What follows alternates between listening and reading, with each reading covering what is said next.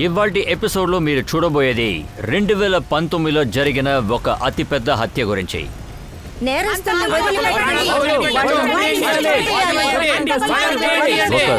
నేరస్తులు చేసిన ఈ పని వల్ల ప్రజలందరికీ ప్రస్తుతం ఉన్న ప్రభుత్వం వల్ల నమ్మకం లేకుండా పోయింది. ప్రజలు పోరాటాలు, ఎక్కడ చూసినా ఘోషాలే, హింసలు దారుణంగా ఉన్నాయి. ప్రజల ఆవేశం అసలు ఏం మాత్రం తగ్గట్లేదు.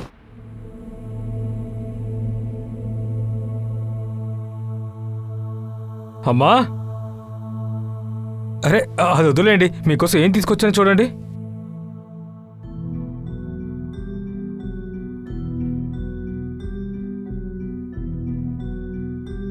స్పష్టంగా కనిపిస్తుందా? బాగా క్లియర్గా ఉందా? ఇప్పుడు ఎలా ఉంది? కనపడుతుందయ్యా. అమ్మా, నువ్వు చూడడానికి భలే ఉన్నావు. అచ్చం హీరోయిన్ లానే ఉన్నావు అందంగా. కానీ ఇది చాలా కాస్ట్లీ లాగుందే. నువ్వెందుకు ఇంత ఖర్చు పెట్టావు దీనికోసం? అమ్మా, నువ్వు నీ జీవితాంతో నా కోసమే కష్టపడ్డావు. మిగతా జీవితాన్ని నువ్వు నీ కోసం బ్రతకాలి. నీకు మంచి రోజుల దగ్గరికి వచ్చాయమ్మా. అమ్మా, నాకు సిటీలో పెద్ద పని దొరికిందమ్మా. నిజంగా? అవునమ్మా.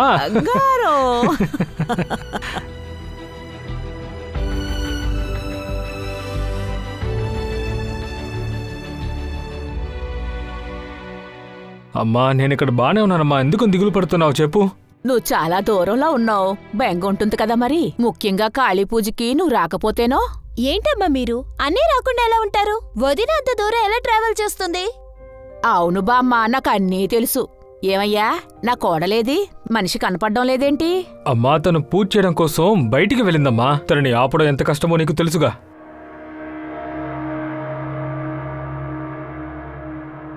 అంతే, నీకు పెద్ద మిస్ వచ్చేసింది. నేను రాక్షసుల్లా నటించను. ఇలా చూడు బాబు, రాక్షసుల్లా పిల్లలే నటిస్తారు, పెద్ద రాక్షసుల్లా నటిస్తావు. నువ్వు దేనికి భయపడకూడదు. నువ్వే అందర్నీ భయపెట్టాలి, నిన్ను చూసే భయపడాలి. ఏ కాళిక, నీ దగ్గర శక్తి ఉంటే నాతో వచ్చి యుద్ధం చెయ్యి అలా చెప్పాలి. నువ్వు కాళిక మారి రుద్విక్ లేదు రాక్షసుడితో యుద్ధం చెయ్యాలి, తర్వాత చంపేయాలి. వద్దు వద్దు మేడం, నేనంతా ఒప్పుకోను. తిన ముందు నేను ఓడిపోవాలా? అదంతా నా వల్ల కాదు. కాళిక, నువ్వు అసురుడు, నేను చంపేస్తాను. లేదు, నేను వదిలిపెట్టను. నేను చంపేస్తాను.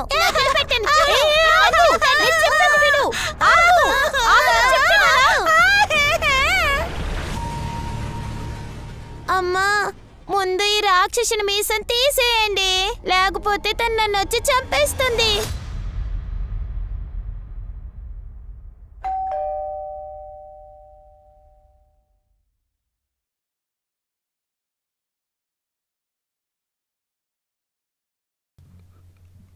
ఎవరు మీరు? నమస్కారం స్నేహితులారా, క్రైమ్ పెట్రోల్ అలర్ట్ లోని బ్లాక్ హెడ్లైన్స్ లోని కొత్త ఎపిసోడ్ కి నేను మీకు స్వాగతం పలుకుతున్నాను. కళ్ళు మూసి కళ్ళు తెరిచే లోపు ఇది ఒక పెద్ద కేసుగా మారిపోయింది. ఇది చూసిన అందరూ కూడా నిజంగా భయపడిపోయారనే చెప్పాలి. ఒకవైపు చూసారంటే కొన్ని గంటల క్రితమే ఈ హత్య జరిగింది, కానీ రాజకీయాల్లో తలకిందులుగా చేసేసింది. దేశం మొత్తం అల్లకల్లోలం అయింది.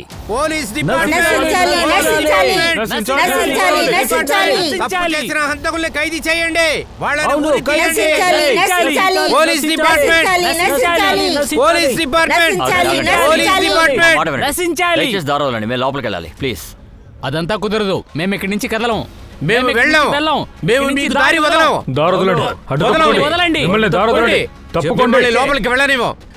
ఒకే నెలలో 5 మనుషుల్ని చంపేశారు.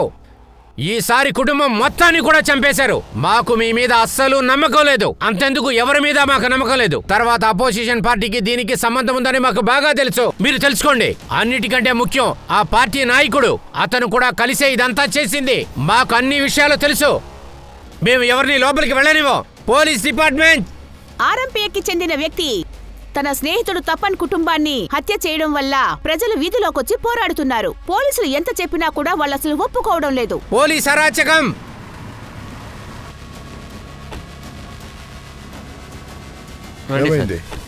పోలీస్ దౌర్జన్యం. పోలీస్ అరాచకాలు. పోలీస్ దౌర్జన్యం. పోలీస్ అరాచకాలు.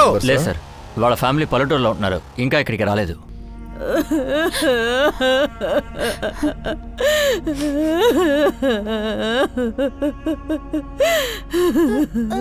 అమ్మా అమ్మా ఏమైంది? ఆటో ఒక నిమిషం ఆపండి. అమ్మా అమ్మా ఏమైందమ్మా? అమ్మా పోలీస్ డిపార్ట్మెంట్ నశించాలి, పోలీస్ డిపార్ట్మెంట్ నశించాలి, పోలీస్ దౌర్జన్యం, పోలీస్ దౌర్జన్యం ఉండమని చెప్తున్నానా? ఇలా చూడండి, నేను మీ దగ్గర పోలీస్ ఆఫీసర్ గా మాట్లాడట్లేదు, సాధారణమైన ఒక మనిషిగా మాట్లాడుతున్నాను. అర్థం చేసుకోండి. ఎవరికి న్యాయం దొరకాలని మీరు పోరాడుతున్నారో వాళ్ళ బాడీస్ లోపలే పడున్నాయి. లోపలికి వెళ్ళి ఆ బాడీల్ని మమ్మల్ని చూడనివ్వండి. నేను చెప్పేది కాస్త ఓర్పుగా వినండి. ఇప్పుడు ఇన్వెస్టిగేట్ చేయలేదంటే చనిపోయిన వాళ్ళకి ఎలా న్యాయం దొరుకుద్ది ఆలోచించండి. గౌతమ్ పద, జరగండి.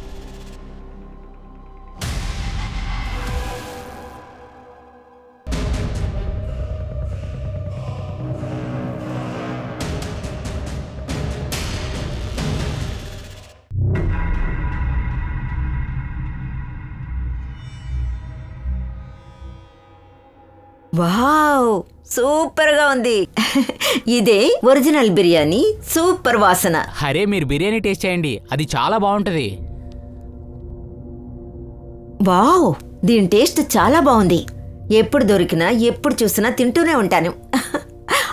అరే ఏమైంది? ఓకే అరే ఏం లేదు, మీ బిర్యానీ నా కడుపులో పెరుగుతున్న బిడ్డకి చాలా నచ్చిందనుకుంటాను.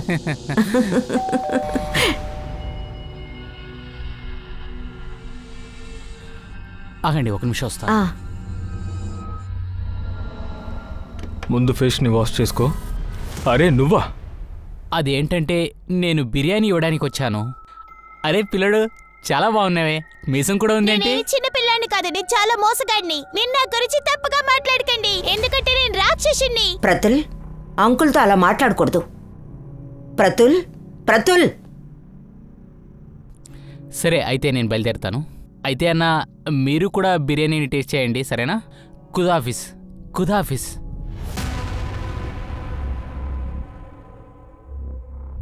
ఇప్పుడు ఎక్కడికి వెళ్తున్నావు? పోలీసుల దగ్గర నోరు విప్పావనుకో, తర్వాత నీ కూతుర్ని నన్ను ప్రాణాలతో చూడవు.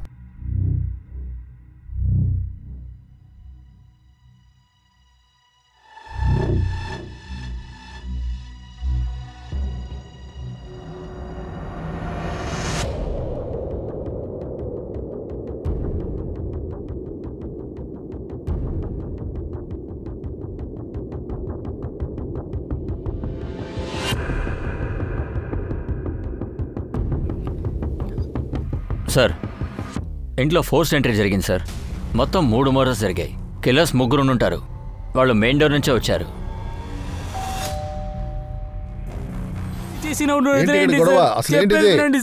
సార్ నేను నా అక్కని చూడాలి సార్. నువ్వు తప్పనికి బామ్మరిదివా? అవును సార్, 2 రోజుల ముందే నేను చూసి మాట్లాడాను సార్. అంత లోపల ఇలా జరిగింది సార్. కొంచెంసేపు ముందే నేను ఫోన్లో మాట్లాడాను సార్. చెప్పక అక్క, కాళీ పూజ శుభాకాంక్షలక్క. అరే తమ్ముడు, నీకు కూడా నా శుభాకాంక్షలు. సంతోషంగా ఉంది కదా? అక్క నేను చాలా సంతోషంగా ఉన్నాను. నేను మళ్ళీ మావనవుతాను కదా. సరేకా, బావా ఎక్కడా? అరే ఆయన ఇంట్లో లేరు, నువ్వు ఆయన ఫోన్ కాల్ చేయి. తర్వాత నేను మాయకి ఫోన్ చేశాను సార్, కానీ అతను ఫోన్ తీలేదు సార్. ఇది ఎన్ని గంటలకు జరిగింది? అది సాయంత్రం ఒక 7 గంటలు ఉంటుంది సార్. తపన్ అమ్మ చెల్లెలు ఎక్కడా? వాళ్ళు వస్తున్నారు సార్. ఈ విషయం విన్న వెంటనే తన స్పృహం కోల్పోయింది సార్.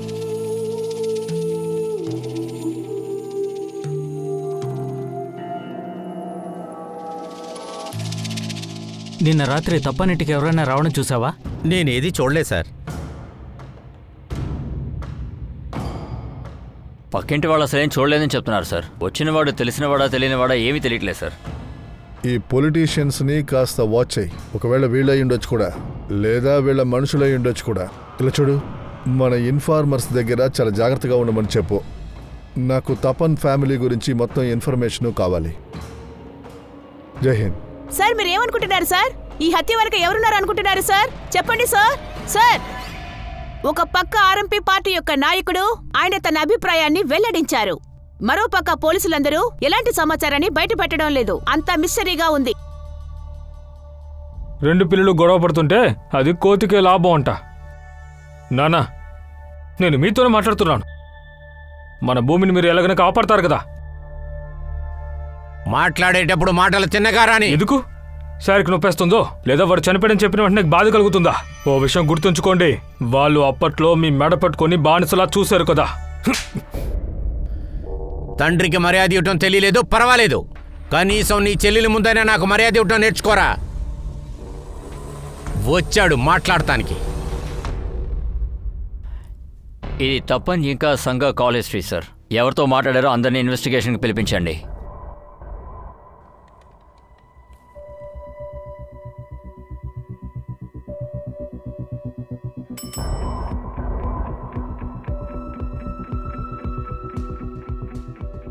తప్పనికి ఎందుకు కాల్ చేసావు? సార్ తపన్ అన్న అంటే నాకు బాగానే తెలుసు సార్. ఆ రోజు కాళీ పూజ శుభాకాంక్షలు చెప్పడానికి ఫోన్ చేశాను సార్. ఆ రోజు నేను తప్పన్ సారు కాళీ పూజ గురించి అభినందనలు తెలియజేశాం. ఒకవేళ కాళీ పూజ అని చెప్పి విషయాన్ని దాయాలనుకుంటున్నారా? మనం ఎవరిని బ్లైండ్గా నమ్మలేం. వాళ్ళ కాల్ లిస్ట్లో ఎవరెవరైతే ఉన్నారో వాళ్ళందరినీ చెక్ చేయండి. హత్య జరిగిన సమయంలో తపన్ ఫ్యామిలీ మెంబర్స్ని కాంటాక్ట్ చేయడానికి ట్రై చేశాడు కదా? అవును సార్, కానీ వాళ్ళ అమ్మతోనో సిస్టర్తోనో నేను మాట్లాడలేకపోయాను. తపన్ వాళ్ళమ్మ ఇప్పుడే హాస్పిటల్ నుంచి డిశ్చార్జ్ అయ్యారు సార్. కానీ ఆవిడ ఇంకా షాక్లోంచి బయటికి రాలేదు. కానీ మనం వాళ్ళతో మాట్లాడి తీరాలి. ఏదైనా క్లూ దొరుకుతుందేమో చూద్దాం. తపన్ ఒక స్కూల్లో క్లర్క్గా ఉన్నాడు. అలా ఉన్నప్పుడు పార్టీలో ఎలా జాయిన్ అయ్యాడు? డీటెయిల్స్ ఇస్తున్నాను సార్. ఇన్ఫార్మర్స్ అందరూ కూడా యాక్టివ్గా ఉన్నారు. ఒకవైపు తపన్ హత్య కేసుకి సంబంధించి అందరూ నాకు తెలియదని చెప్తున్నారు. మరోవైపు పోలీసులకి ఏమనిపిస్తుందంటే తపన్ పార్టీలో అసలు ఏ పొజిషన్లోనూ లేడు. అందరూ కలిసి ఒక విషయాన్ని దాయడానికి పక్కదారి పట్టిస్తున్నారు. హంతకుడికి ఉరిశిక్ష వేయాలి. మా సపోర్ట్ మొత్తం వాళ్ళకే ఉంటుంది.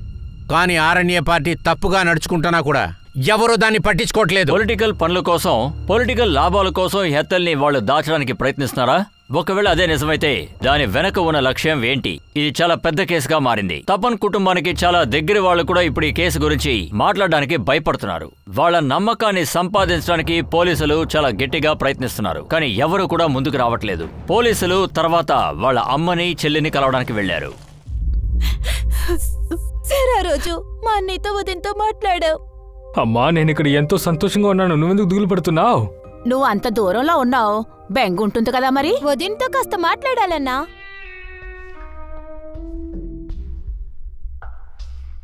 చూడు. చెప్పండి, ఏమైంది? అమ్మ ఫోన్ చేస్తారు, నీతో మాట్లాడాలంట. అత్తయ్య, మీరెలా ఉన్నారు? ఏయ్, నువ్వు చెప్పు, నువ్వేం చేస్తున్నావు? హలో వదినా, అది మేమే మిమ్మల్ని అడగాలి. మీరెలా ఉన్నారు? బాగున్నారా? నాకేంటి, నేను బాగానే ఉన్నాను. కానీ మీరు ఒక విషయం చెప్పండి. ఈసారి మేము గ్రామానికి రాలేకపోతున్నాం, అందుకని మీరు కూడా రారా? అరే, వచ్చే నెలలో ఎలాగా రావాలి కదా. అదే నీ డెలివరీ కోసం. అదే డైరెక్ట్ గా అప్పుడే వద్దాం అనుకుంటున్నాం. కానీ ఇలా జరుగుతుందని మేము అసలు ఊహించలేదు సార్. చూడండి, మిగతా వాళ్ళు ఏం చెప్తున్నారంటే తపన్ ఫ్యామిలీ హత్య వెనకాల పొలిటికల్ చేతులున్నాయని చెప్తున్నారు. మీకు అలా ఏమైనా అనిపిస్తోందా? సార్ ఎప్పుడు దాని గురించి మాతో చెప్పింది లేదు. ఆర్ఎల్బీ పార్టీలో పనిచేస్తున్నామని మాత్రమే చెప్పారు. కొన్ని సంవత్సరాల ముందు ఎందుకంటే వీళ్ళు సిటీకి ఎందుకు వెళ్లారంటే వాళ్ళకి స్కూల్లో పని దొరికింది. అమ్మా, ఎందుకంటే నాకు సిటీలో ఒక స్కూల్లో పని దొరికింది. నిజమమ్మా? బంగారం. దాని తర్వాత మా అన్నయ్య వదినని బాబుని తీసుకుని సిటీకి వెళ్ళిపోయారు. సిటీలో ఉన్నా సరే, గ్రామంలో ఉన్నా సరే, అతనికి ఏమైనా మునపటి శత్రుత్వం ఉందా అతని మరణానికే కారణమైనట్టు?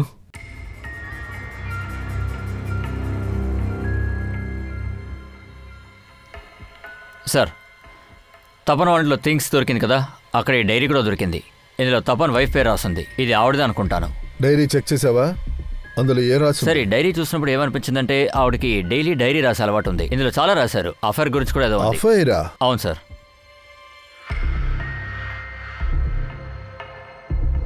ఇప్పుడు రిలేషన్షిప్ లో అంత ప్రేమ ఏమీ లేదు. కొన్నిసార్లు ఆయన నన్ను తప్పుగా అనుకుంటారు, కొన్నిసార్లు ఆయన నేను తప్పుగా అనుకుంటాను. ఏంటో చెప్పండి. అమ్మ ఫోన్ చేసి నీతో మాట్లాడాలంట. అరే అత్తయ్య, ఎలా ఉన్నారు?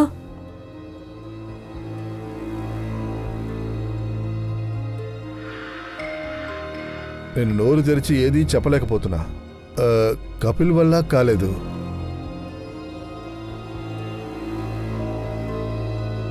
మాకున్న ఒకే ఒక శత్రువు అతనొక్కడే, తపన్ వాళ్ళ అన్న.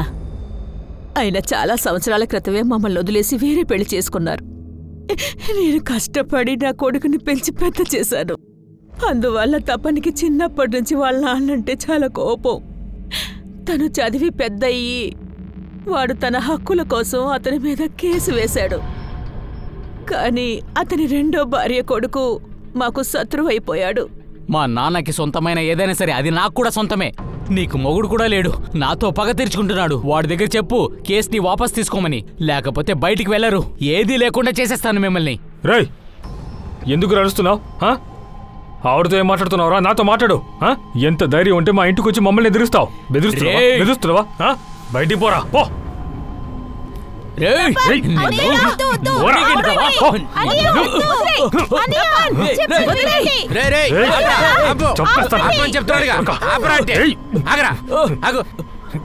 తీసుకుపోయా, తీసుకుపో. నీ మీద ఒక కేసు ఉంది కదా, కోర్టులో నిన్ను జడ్జిమెంట్ అలా తీసుకుంటాడు చూడు. మా అమ్మని నువ్వు అనాథగా వదిలేసి వెళ్ళిపోయావు, దానికి నష్టపరిహారం తీసుకుంటాను. తీసుకువెళ్ళవయ్యా. నిన్నేం చేస్తాను చూడరా. సరే సరే, నువ్వు వెళ్ళరా. అనుకున్నట్టే మేము కేసులో గెలిచాం. ఆ తర్వాత చట్టం మాకు చేరాల్సిన డబ్బు చిరిసగం చేసి పంచింది. నా పేరును మొత్తం రాయమని చెప్పారు. మీరేమనుకుంటున్నారు? తపన్ని ఇంకా తన భార్యని చంపేసి అతను కక్ష సాధిస్తారనుకుంటున్నారా?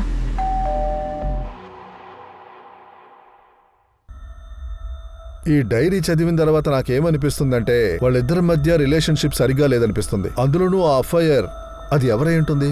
వాడొచ్చిన తర్వాత నా జీవిత పరిస్థితే మారిపోయింది. ఈ మార్పు వల్ల నా మనసుకు సంతోషం దొరికిందా? వాళ్ళ ఇద్దరి జీవితాల్లోనూ ఎవరో ఒకళ్ళు ఉన్నారంటే వాడు ఎవరిని టార్గెట్ చేస్తున్నాడో చూడండి. తపనా లేక వాడి వైఫా అది తెలుసు. సార్, ఇద్దరు కాల్ రికార్డ్స్ లోనే ఎలాంటి హిట్ దొరకలేదు. వాళ్ళిద్దరికి అఫైర్ ఉందో లేదో అప్పుడే తెలుస్తుంది. అందులో ఎవరికి అఫైర్ ఉన్నా సరే దాని రియాక్షన్ ఎందుకు ఇంత సీరియస్ గా మారింది? జాలి దయా దాక్షణ్యాలు లేకుండా చంపాడు. ఈ పిఎం రిపోర్ట్ ఇలా చూస్తే తపన్ బాడీ మీద 13 కట్స్ ఉన్నాయి, వాడి వైఫ్ శరీరంలో 16 కట్స్ ఉన్నాయి. అబ్బాయిని గొంతు నులిమి చంపాడు. చాలా షాకింగ్ గా ఉంది. ఈ విషయంలో మనం ఏమేం థింక్ చేశామో అందులో మటుకు ఫోకస్ చేయి, లేకపోతే దీన్ని సాల్వ్ చేయడం చాలా కష్టమైపోతుంది. Okay sir. మాణిక్ చెప్పు. సార్, మనకు కొత్త యాంగిల్ దొరికింది. అది తపన్ వాళ్ళ నాన్నగారికి సంబంధించింది. తపన్ వాళ్ళ నాన్న? 2 1 1 2.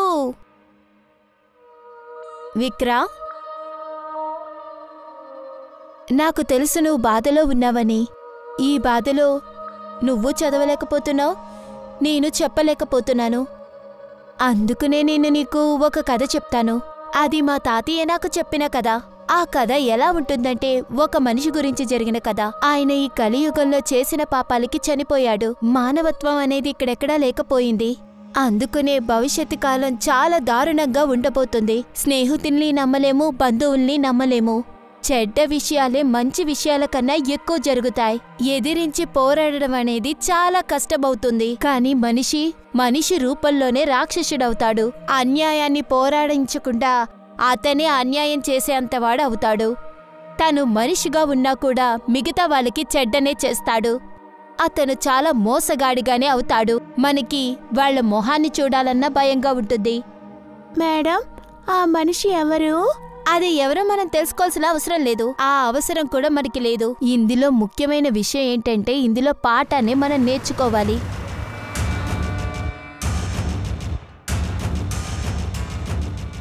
ఎందుకిలా మీరు సమస్య చేస్తున్నారు? మిమ్మల్ని వెతుకుంటూ పోలీసు వచ్చేశారు. అరెందు సార్, అందరూ చెప్తున్నారు పార్టీ వాళ్లే తనను చంపేశారని. మీరేంటంటే నన్ను సందేహిస్తున్నారు. ఆర్ఎల్బి పార్టీ వాళ్ళు చెప్పింది కరెక్టే సార్. మీరు కేఎల్బి పార్టీని కాపాడుకోవాలని మమ్మల్ని ఇరికించారా? ఆపో, ఎక్కువగా మాట్లాడావనుకో నీకు అడ్రస్ లేకుండా చేస్తాను. జాగ్రత్త, దేనికి పనికి రాకుండా పోతావు. నేను ఎలాంటి తప్పు చేయలేదే. మీరు కొడతారని నేనెందుకు భయపడాలి? సార్, నేను ఒప్పుకుంటున్నాను, ముందుగా తప్పు జరిగింది నిజమే. కానీ కోర్టు ఇచ్చిన ఆర్డర్ ప్రకారం నా ఆస్తిలో సగం ఇచ్చేశాను సార్. కానీ వాడు మొత్తం పొలం కావాలంటున్నాడు సార్. మొత్తం పొలమా? అవును సార్, మొత్తం పొలం అడుగుతున్నాడు. పొలం అమ్మలేమో, అందులో సగం వాడికే సార్. తప్పని లక్షల డబ్బు తీసుకుని ఆ పొలాన్ని లీజుకు వదిలేశాడు సార్. వాడే ఆ డబ్బు మొత్తం ఉంచుకున్నాడు సార్. 20 సంవత్సరాలకు ముందు వదిలేసి వెళ్ళారుగా, అందుకు నష్టపరిహారం మీరు ఇవ్వాలిగా. 20 సంవత్సరం మేమేం చేయాలి? దాన్ని అమ్మి పడేయచ్చు కదా. అలాగంతా మాట్లాడొద్దురా, నాకు ఒక కూతురుంది కదా. నాకంటూ ఒక చెల్లుంది. సార్, వాడు ఏం చెప్పినా వింటలేదు సార్. మేము కోర్టు కూడా వెళ్ళలేదు. కూర్చొని మాట్లాడి సమస్య తీర్చుకుందాం అనుకున్నాం. సాల్వ్ అవ్వలేదని తెలిసిన వెంటనే మొత్తంగా చంపేశావా? లేదు సార్, వాడు సిటీలోనే ఉండేవాడు. ఇటువంటి గొడవ జరిగేటప్పుడు నేను నా కొడుకు గ్రామంలోనే ఉన్నావు. వాళ్ళని చంపడానికి నువ్వెవరిని పంపించావు? సార్ నేను ఎవరిని చంపడానికి కాంటాక్ట్ ఇవ్వలేదు సార్.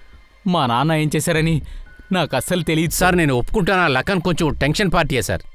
అందువల్ల వాడేం చేశాడో నాకు అస్సలు తెలియదు. అడిగితే వీళ్ళు చెప్పర్లే. సో సార్ ఇది అపోజిషన్ చేసే పార్టీ పనే. ఇందులో ఎవరెవరైతే ఉన్నారో నాకు చాలా బాగా తెలుసు. మరోవైపు పోలీసులకి తపన్ గురించి ఒక్కొక్క విషయాలు తెలియడం మొదలయ్యాయి. ఇవన్నీ కూడా హత్యకి కారణాలా? ఇన్వెస్టిగేషన్ లో వాళ్ళకి దొరికిన క్లూస్ అన్ని కూడా కొంచెం అటు ఇటు ఉండడం వల్ల పోలీసులకు తలనొప్పి పెరుగుతూ వచ్చింది. సార్, తండ్రి కొడుకు ఏదో దాచడానికి ట్రై చేస్తున్నారు. ఎవరు చంపారన్న కాంటాక్ట్ త్వరగానే బయటికి తీస్తాను సార్. ఈ హత్యలు చాలా బ్రూటల్. ఖచ్చితంగా పక్కింటి వాళ్ళు చూడడానికి అవకాశం ఉంది. ఇంకా ఎవరు నోరు తెరిచి చెప్పలేదా? లేదు సార్, కానీ ఇప్పుడు పరిస్థితి కొంచెం పర్వాలేదు. నేను మళ్ళీ ట్రై చేయనా? తపన్ మొత్తం పొలాన్ని అమ్మి డబ్బు తీసుకుందామని అనుకుంటున్నాడని వాళ్ళ నాన్న చెప్తున్నాడు. కానీ తపన్ ఒక స్కూల్లో క్లర్క్ గా ఉన్నాడు. ఇంకో సైడ్ ఇన్వెస్ట్మెంట్ కి ప్లాన్ చేశాడు. ఇన్ని సంవత్సరాల తర్వాత వాడు సిటీకి వచ్చి సెటిల్ అయ్యాడు. కానీ గ్రామంలో పొలాలన్నీ అలాగే ఉన్నాయి. ఒకవేళ ఇది అప్పుల సమస్య అయి ఉంటుందా? కమ్ సార్, తపన్ స్కూల్లో మాట్లాడితే కొన్ని విషయాలు తెలిసాయి సార్. వాళ్ళ స్కూల్లో మిథాలి ఒక టీచర్ సార్. తపన్ కొడుకు ట్యూషన్ కూడా చెప్పేది సార్. ఈ మిథాలి తరచుగా తపన్ వాళ్ళ ఇంటికి వచ్చి వెళ్తుండేది. చుట్టుపక్కల వాళ్ళు చెప్పిన దాన్ని బట్టి వాళ్ళిద్దరి మధ్య మంచి సంబంధం ఉండేదట. వాళ్ళు ఎక్కడున్నారు సార్? మగ్దీర్ నగర్ లో ఏదో అద్దెంట్లో ఉన్నారట. సరే, అఫైర్ గురించి మనం వెతుకుతున్నాం కదా, అది మిథాలి తపన్ గురించి అయింటుందా? ఇప్పుడు మనం ముందు చేయాల్సింది ఏంటంటే తపన్ అమ్మని చెల్లెల్ని విచారించాలి. గౌతమ్, నువ్వు మిథాలిని వెళ్ళి చూడు. మీరు ఇతరులను చెక్ చేయండి. ఏంటి సార్ ఇలా చెప్తున్నారు? నా కొడుక్కి కోడలికి ఎలాంటి సమస్య లేదు. బహుశా ఆ విషయం మీకు తెలియకుండా దాచుండొచ్చు కదా. ఏమంటారు? చూడమ్మా, నీకేమైనా తెలుసా వాళ్ళిద్దరి మధ్య ఏవైనా? లేదు సార్, నాకెప్పుడూ అలాగా అనిపించలేదు మధ్యలో ఎవరైనా ఉన్నారు అని. బావ విషయంలో అలాగేదైనా ఉంటే అక్క నా దగ్గర చెప్పకుండా ఉండదు సార్. ఒకవేళ నీ భార్యకేమైనా ఈ విషయం గురించి తెలుసా? ఒకవేళ ఆవిడకి ఎవరితోటి? లేదు సార్, అలాంటిదేదీ లేదు.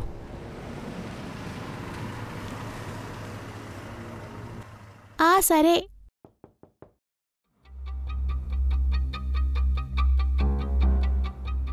సార్, నేను కాళీ పూజ జరిగినప్పుడే చివరిగా వాళ్ళిద్దరినీ ఒకసారే చూశాను. నేనే కాళీని, నువ్వే అసురన్. నువ్వు చచ్చిపోవాలి కదా. లేదు, నేను నిన్ను చంపేస్తాను. నిన్ను చంపేస్తాను. నిన్ను చంపకుండా వదిలిపెట్టను. నువ్వు వెలుగు. జాగ్రత్త జాగ్రత్త, మెల్లగా. ఎందుకు ఇలా చేస్తున్నావు? నేను ఇంటికి వెళ్ళిపోవాలి. ఆయన వాళ్ళ అబ్బాయిని తీసుకుని వెళ్ళిపోయారు.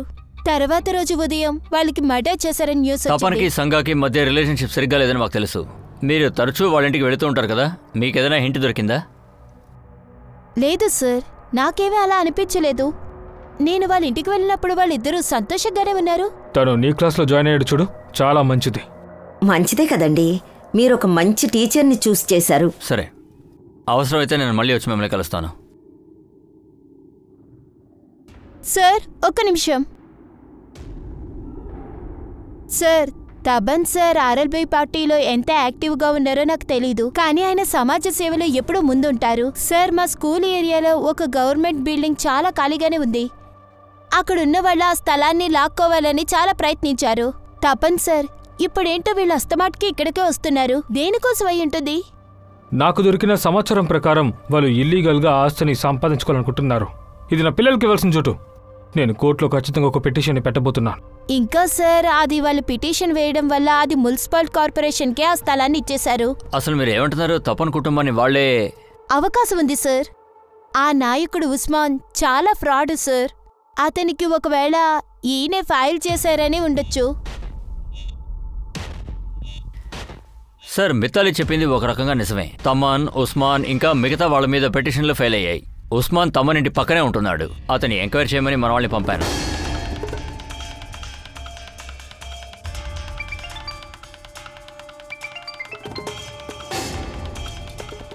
చెప్పు మాణిక్. సార్, ఉస్మాన్ ఇల్లు ఒక వారంగా లాకప్లోనే ఉంది.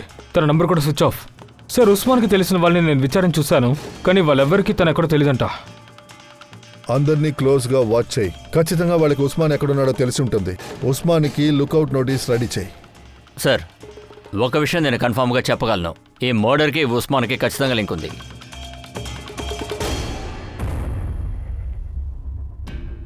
ఈ కేసుని మనం అఫైర్ అనే యాంగిల్లో చెక్ చేయాలి. ఇలా చూడు, నేను మిథాలిని, ఉస్మాన్ని అనుమానించింది నిజమే, కానీ వాళ్ళు కొన్ని విషయాల్ని దాసుండొచ్చు కదా. షాంగా డైరీ ఒక విషయాన్ని చాలా వివరంగా చెబుతోంది. తపన్కి షాంగాకి మూడో వ్యక్తి ఎవరో మధ్యలో ఉన్నారు.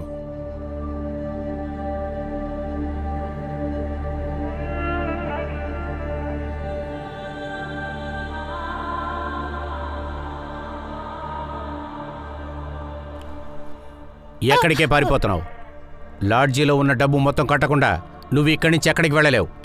నేను చెప్పాను కదా నా దగ్గర డబ్బులు లేవని. అది చెడ్డదారా ఏంటో నేను చెప్పి నమ్మి ఇక్కడికే వచ్చాను. వాళ్ళే చెప్పారు కాళీ పూజ రాత్రికి ఇక్కడికి వస్తానని, కానీ ఇంకా వాళ్ళు రాలేదు. కాళికాదేవి పూజ అయిపోయి 15 రోజులైంది. 15 రోజుల డబ్బు నాకు కావాల్సిందే, అర్థమైందా? వెళ్ళవే లోపలికి. లేదు, రావే, రమ్మని చెప్తున్నాను కదా. రావే, వెళ్ళావు లోపలికి. దీని దగ్గర మొత్తం డబ్బులు తీసుకో. ఊరికే బిల్లు ఎక్కించొద్దు, అర్థమైందా? దాన్ని చూసుకో. సార్, నేను తప్పని ఇంకా వాడి వైఫ్ బ్యాంక్ ట్రాన్సాక్షన్ చెక్ చేశాను. 2 నెలల క్రితం వరకు వాళ్ళ అకౌంట్లో చాలా డబ్బులున్నాయి, కానీ ఇప్పుడు అకౌంట్లో డబ్బులు అస్సలు లేవు. అలాగే ఇంకొక విషయం, సంఘ అకౌంట్ నుంచి బెనర్జీ అకౌంట్కి చాలా డబ్బులు ట్రాన్స్ఫర్ అయ్యాయి. ఈ ట్రాన్స్ఫర్ తరచూ జరిగాయి సార్. ఎందుకని ఒక హౌస్ వైఫ్ ఇంత డబ్బు ట్రాన్స్ఫర్ చేశారు? నేను ఫుల్గా ఇతని బ్యాంక్ అకౌంట్ చెక్ చేశాను సార్. అప్పుడు ఏం తెలిసిందంటే హత్య జరగడానికి కొద్ది రోజుల క్రితమే అకౌంట్ని క్లోజ్ చేశాడు. అకౌంట్తో లింక్ అయిన ఫోన్ నెంబర్ కూడా ఇప్పుడు స్విచ్ ఆఫ్ వస్తుంది. అతను ఇచ్చిన అడ్రస్ నుంచి ఇప్పుడు షిఫ్ట్ అయిపోయాడు. సార్, ఒకవేళ ఇతనే ఆ మూడో వ్యక్తి అయింటాడా? ఇతనితోనే ఆ అమ్మాయికి అఫేర్ ఉందంటారా?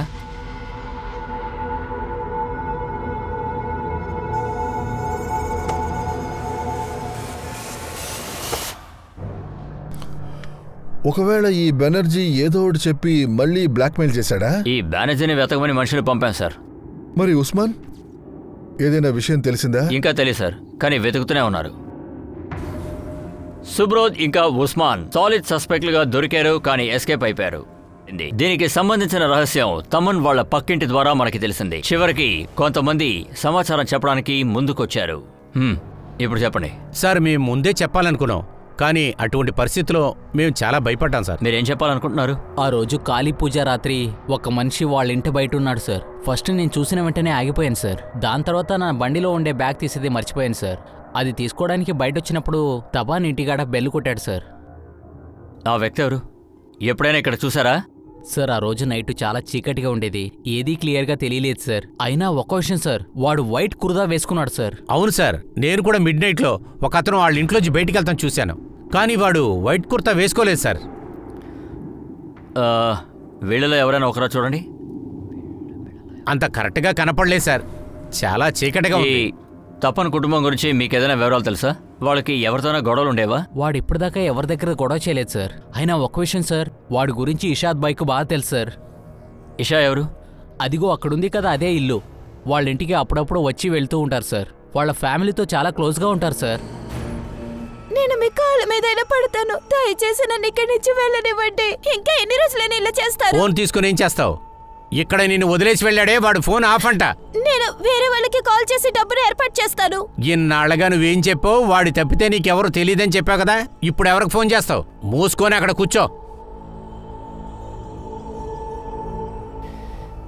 నేను ఆ రోజే అడిగాను, నువ్వు ఆ ఫ్యామిలీతో చాలా క్లోజ్గా ఉన్నావు, కానీ నిజం దాచేశావు. సార్, అదేంటో తెలిస్తే చెప్తాం కదా.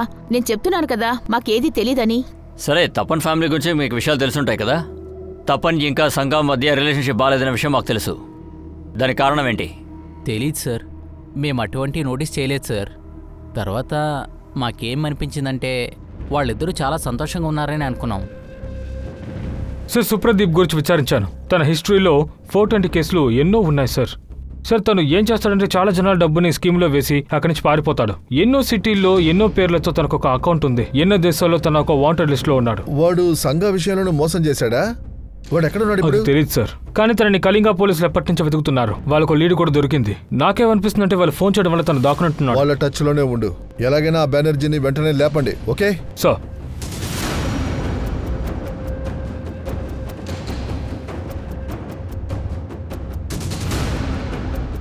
సార్, ఇది ఒక అఫైర్ ట్రయాంగిల్ అయితే వీళ్ళ ముగ్గురు కాకుండా ఇంకెవరైనా ఉన్నారేమో తెలియట్లేదు. పక్కింటి వాళ్ళు ఎవరినైతే చూశారో వాడి ఐడెంటిటీని ట్రాక్ చేయండి. ఎవరు కూడా సరిగా చూడలేదంటున్నారు సార్. ఇంకోసారి ట్రై చేస్తాను, ఏమంటారో చూద్దాం. తపన్ ఇంటి బయట ఎవరో తెలియని ఒక వ్యక్తి చూసిన అతని స్కెచ్ని రెడీ చేస్తున్నారు. ఆ స్కెచ్ రెడీ అయి బయటికి వచ్చిన తర్వాత అతని పట్టుకోవడం పెద్ద తలనొప్పిగా మారింది. సార్, సార్ ఉస్మాన్ గురించి తెలిసింది. సార్ ఉస్మాన్ తపన్ భార్యకు దూర బంధువు కూడా అవుతాడు.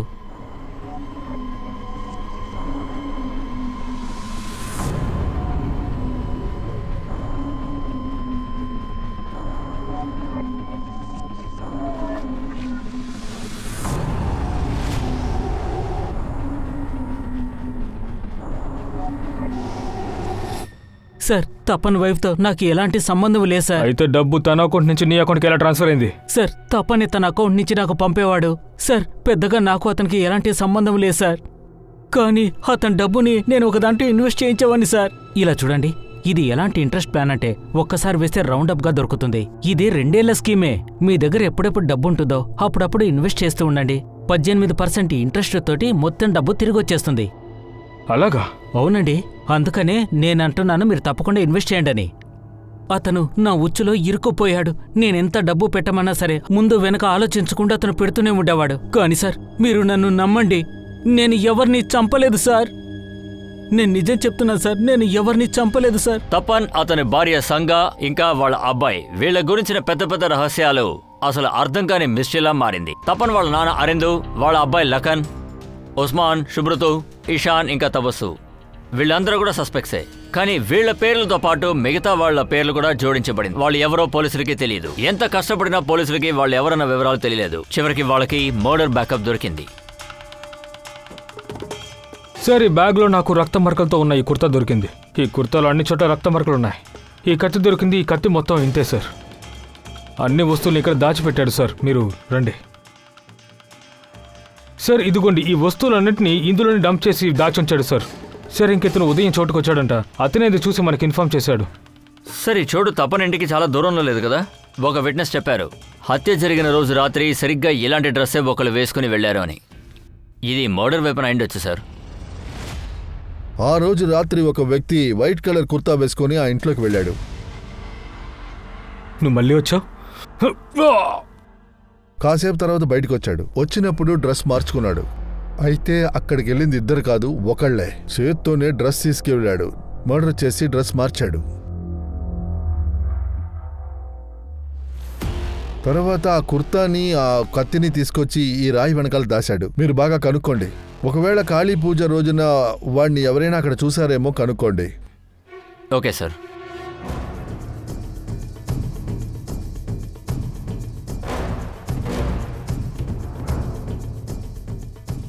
అవును సార్, కాళీ పూజ రాత్రి ఒక అతన్ని అక్కడ చూశాను. రాత్రి చాలా టైం పట్టింది.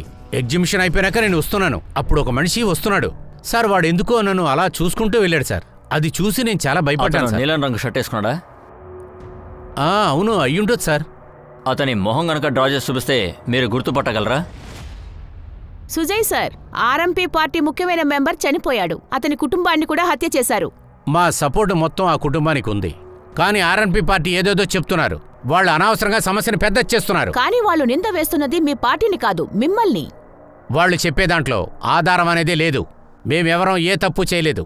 వాళ్ళేంటంటే తపన్ ఫ్యామిలీ మర్డర్ విషయం గురించి నోటికొచ్చినట్టుగా అందరూ వాగుతున్నారు. వాడొక పార్టీలో మెంబర్గా ఉన్నాడు. సోషల్ మీడియా ద్వారా ఆ సమాచారం అందరికీ తెలియవచ్చింది. ఆ ఊళ్ళో వాళ్ళందరూ చూడడం మొదలెట్టారు. సార్, తపన్ స్కూల్లో వర్క్ చేయడం మాత్రమే కాకుండా ఒక ఇన్సూరెన్స్ ఇంకా ఇన్వెస్ట్మెంట్ స్కీమ్ ఏజెంట్ గాను పనిచేశాడు. పార్టీలోనే చాలా మందికి స్కీమ్స్ గురించి చెప్పేవాడట. తరచూ పార్టీ ఆఫీస్కి వచ్చేళ్లేవాడట. ఆ పార్టీ నాయకుడు ఉన్నాడు కదా, అతనేమన్నాడంటే, సార్, తపన్ మా పార్టీలో జాయిన్ అయింది నిజమే. తపన్ మాత్రమే కాదు, నేను నా కార్యకర్తలు అందరం కలిసే పనిచేస్తాం. అందుకని వాడు పార్టీలో లేడని అర్థం కాదు. వీళ్ళు క్రియేట్ చేసిన విషయాల్ని చూస్తుంటే నాకొకటి అనిపిస్తుంది. ఈ మర్డర్స్ కి కారణం పొలిటికల్ పబ్లిసిటీ అయి ఉంటుందా? అది నిజమే సార్. ఆ పార్టీ లీడర్ ఉన్నాడు కదా, అదే పెద్ద మనిషి. ఆ పార్టీ లీడర్ ఉన్నాడు కదా, అదే పెద్ద మనిషి. లేదా వేరేదైనా కారణం గురించి ఇలా చేసి ఉండొచ్చు. లేదా స్వార్థం కోసం కూడా ఇలా చేసి ఉండొచ్చు. ఏది ఏమైనా మనం ఆ పార్టీ వాళ్ళకి క్లీన్ చిట్ మనం ఇవ్వలేం.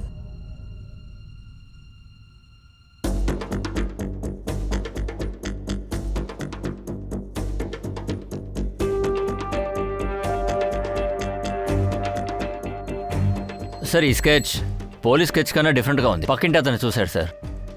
సార్, ఒక్క నిమిషం. సార్, ఇతను ఎక్కడ చూసినట్టుంది. అవును సార్, ఇతను ఒకసారి పిలిపించాం కూడా.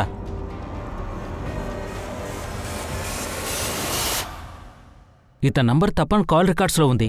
రికార్డ్స్ సార్ ఇదిగోండి సార్, ఇతని పేరు బాదల్. ఇతని ఫోన్ నంబర్, అడ్రస్ రెండు మన దగ్గరున్నాయి.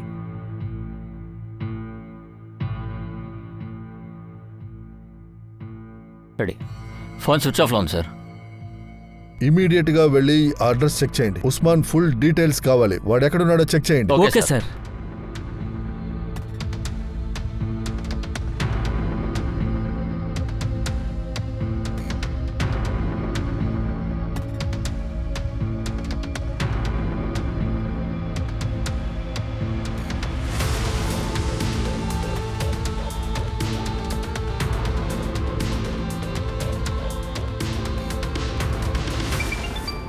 గౌతమ్ చెప్పు. సార్ బాదల్ ఇల్లు లాక్లో ఉంది. అండ్ వన్ మోర్ థింగ్, ఇక్కడున్న వాళ్ళందరినీ ఎంక్వైరీ చేశాను. అతను ఒక అమ్మాయితో పారిపోయాట సార్. అమ్మాయిని తీసుకుని పారిపోయాడా? ఆ అమ్మాయి డీటెయిల్స్ దొరుకుతున్నాయేమో చూడు.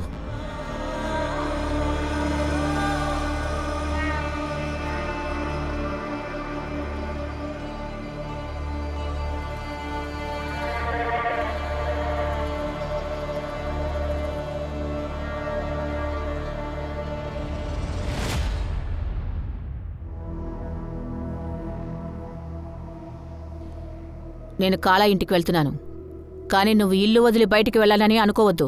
ఇక్రా. ఏంటమ్మా? మీ నాన్న ఇల్లు వదిలి వెళ్తే నాకు వెంటనే ఫోన్ చేయి.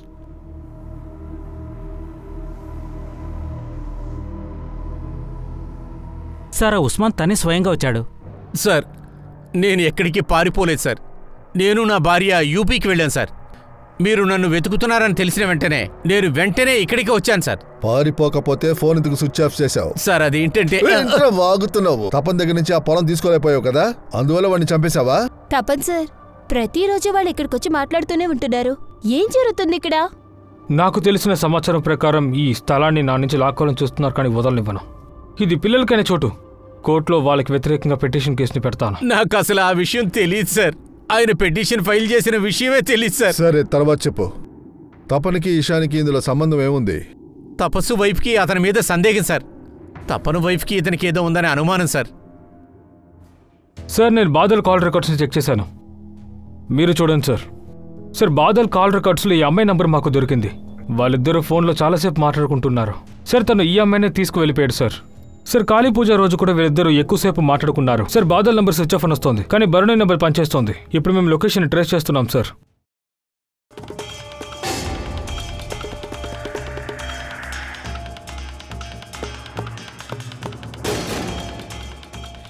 ఇంకా 2 రోజుల్లో నేను వచ్చి తీసుకెళ్తాను. నా దగ్గర అస్సలు డబ్బు లేదు. నేను తర్వాత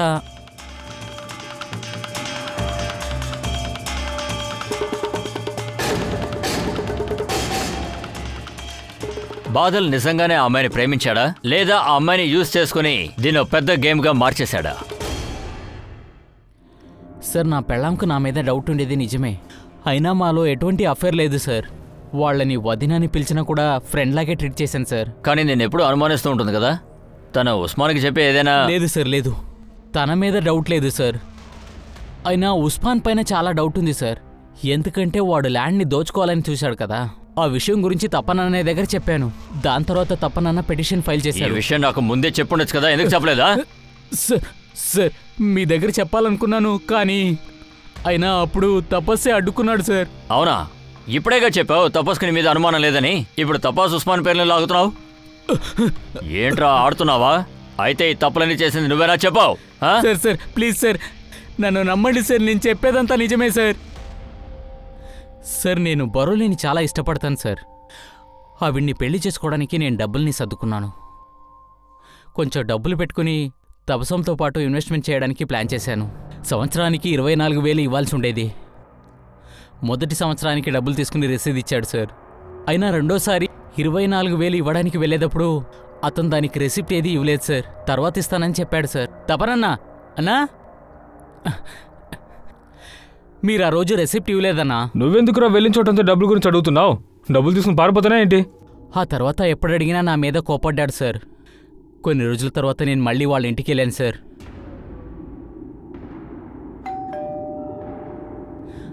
నమస్కారం వదినా. నువ్వు మళ్ళీ వచ్చావా? అదేంటంటే అన్నని కలవాలి. ఎన్నిసార్లు చెప్పాను నీకు ఇక్కడికి వచ్చి కలవద్దని? ఎప్పుడు చూసినా ఇక్కడికి వచ్చి గొడవ చేస్తూనే ఉన్నావు. ఇక్కడికి వచ్చి గొడవ పడుతున్నావా? ఎందుకు ఇక్కడికి వచ్చావు? మీరే కదా చెప్పారు రెసిప్ట్ ఇస్తానని చెప్పారు కదా. నాకు నా రెసిప్ట్ నేను నీకు చెప్పాను కదా, రసీదు రెడీ అయితే నేనే నీకు తీసుకొచ్చి ఇస్తాను అని. నా డబ్బు ఇవ్వలేదు, నా రెసిప్ట్ ఇవ్వలేదు. అయితే నన్ను మోసం చేయలేననుకుంటున్నా. నేను మోసం చేస్తున్నానా? నేనేరా మోసం చేస్తున్నాను? పోరా బయటికి. చేతులు 4 డబ్బులు లేవు కానీ ఎంత పొగరు నా కొడుక్కి. సార్ తపను వాళ్ళు పెళ్ళం కలిసి నన్ను అవమానించారు సార్. అప్పుడు నాకేమనిపించిందంటే ఆ తపన్ ఆ మనిషే మొత్తం డబ్బుని సర్దుకుని పెద్ద ఇల్లు కొనేశాడు. వాడికి నాలాంటి పేదవాడి డబ్బు గురించి ఎలాంటి ఆలోచన లేదు సార్. నాకు చాలా మండింది సార్. అప్పుడే నిర్ణయించుకున్నాను, నేను వాళ్ళిద్దరికీ బుద్ధి చెప్పాలని అనుకున్నాను. నేను ఒక సాధారణ మనిషి, నా డబ్బుని ఎలా తీసుకోవాలని ఆలోచించాను. నువ్వు మళ్ళీ వచ్చావా? ఒట్టి 24,000 రూపాయల కోసం ఒక కుటుంబాన్నే చంపేశావా? అది కూడా ఒక రిసిప్ట్ ఇవ్వలేదనా? ఎందుకురా బిడ్డని చంపావు? ఆ బిడ్డ నిన్నేం చేసిందిరా? కడుపులో ఉన్న బిడ్డని కూడా చంపేశావు. నీకసలు మనసాక్షి లేదారా? అసలు నీది ఏం జన్మరా?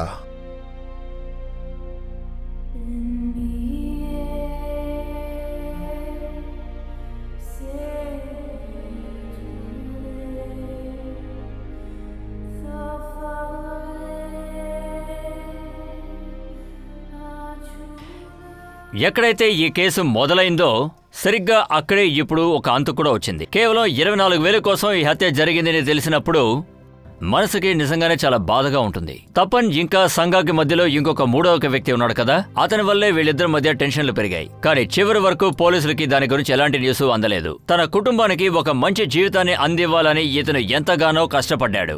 ఎన్నో కథల్లో వచ్చే విధంగానే చాలా పోరాటాల తర్వాత వీడికి కూడా పోరాటంలో గెలవడానికి ఒక దారి దొరికింది. కానీ కాలం గడిచే కొద్దీ ఇతని ప్రవర్తనలో చాలా మార్పులొచ్చాయి. ఆ మార్పు దేనికి దారి తీసిందంటే ఇతని ఒక హంతకుడుగా మార్చేసింది. నిజం చెప్పాలంటే ఈ హత్య, ఈ సంఘటన నిజమైన దారుణమనే చెప్పాలి. దాచడానికి ఎన్నో ఆటలాడారు, ఆరోపణలు నిందలు వేస్తూనే ఉన్నారు. అంతేకాకుండా దారుణాలు కూడా జరిగాయి. ఇలాంటి సంఘటనలే అమాయకులను కూడా పెద్ద హంతకులుగా మార్చేస్తూ ఉంటుంది. చాలా రకాల హత్యలు ఇక్కడ జరుగుతూనే ఉన్నాయి. ఇలాంటి సంఘటనలు ఇప్పుడు ఈ సమాజాన్నే మార్చేస్తుంది. ఇలాంటి విషయాల్లో మీరు తెలియకుండా వెళ్లి తలదూర్చకండి. ఇక్కడ మీకు మంచనేదే అసలు జరగదు. సమస్యని కొని మరీ తెచ్చుకుంటున్నారు. ఇప్పుడు నేను మీ అనూప్ సోని మీ నుంచి సెలవు తీసుకుంటున్నాను. తర్వాత మరో క్రైమ్ పెట్రోల్ ఎపిసోడ్ లో నేను మిమ్మల్ని కలుస్తాను. బ్లాక్ హెడ్లైన్స్ అధ్యయనంలో ఇంకొక కొత్త కేసుతో. గుర్తుంచుకోండి, క్రైమ్కి మనకి ఎక్కువ దూరం లేదు, ఒక దారం అంతే ఉంటుంది. అలర్ట్గా ఉండండి, జాగ్రత్తగా ఉండండి. జై హింద్.